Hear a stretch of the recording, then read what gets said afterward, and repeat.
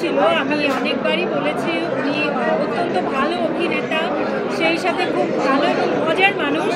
তো কাজ করতে গিয়ে আমার খুব ভালো লেগেছে। আমরা খুবই মজা করে কাজটা করেছি এবং অনেক ইজি হয়েছে আমাদের সঙ্গে কাজ করতে। উনি অত্যন্তই সাপোর্টিভ ছিলেন। সো ইজি হয়েছে বলেই আপনারা কিন্তু আমাদের রসায়নটা স্ক্রিনে দেখতে পেয়েছেন। আপনারা সবাই বলছেন যে আমাদের দুজনকে একসাথে দেখতে খুব ভালো লেগেছে। ওয়ালটন ফ্রিজ কিনে অনেকের মতো আপনিও হয়ে যেতে পারেন মিলেনিয়াল। সেরা পণ্যের সেরা অফার। আমরা অনেক কথা বলেছি, গল্প করেছি, মজা করে কাজটা করেছি।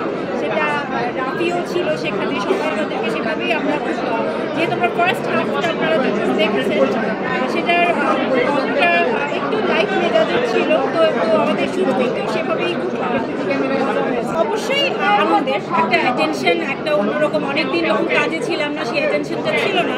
এরপর যখন অনেক কল আসছে সেটা তো অবশ্যই একটা বুঝতে পারছি যে হ্যাঁ কিছু একটা হতে যাচ্ছে, সেটা অ্যাটেনশন নিয়ে, সেই অ্যাটেনশনটা ভালো লাগে। বাট ভালো লাগার চেয়ে আমার একটু মন খারাপও হচ্ছিল যে আপনাদেরকে আমি হয়তো সেভাবে জবাব দিতে পারছি না। সো সেটা আমার একটু আনন্দের চেয়ে স্যাডনেসটাই বেশি ছিল। সেটা আমার উপর ছিল না, সেটা আমার ওই প্রযোজনী প্রতিষ্ঠান বা পিআর টিম করেছিল। অনেকেই ওই সময় কল করেছিল এবং মেসেঞ্জারেও নক করেছিল। আমি সবাইকে হয়তো উত্তর দিতে পারিনি, কাউকে উত্তর দিয়েছি, সবাইকে উত্তর দিতে পারিনি। এই জন্য প্রথমেই আমি ক্ষমা প্রার্থী। আপনারা যদি কোনো কারণে রাগ করে থাকেন কিংবা মন খারাপ করে থাকেন, প্লিজ থাকেন না। এটার কারণ হচ্ছে যে আমাকে আপনারা খেয়াল করে থাকবেন, আমি আসলে ওই সময় কোথাও কোনো ইন্টারভিউ দিইনি, কোথাও কোনো অ্যাপিয়ারেন্স আমার ছিল না।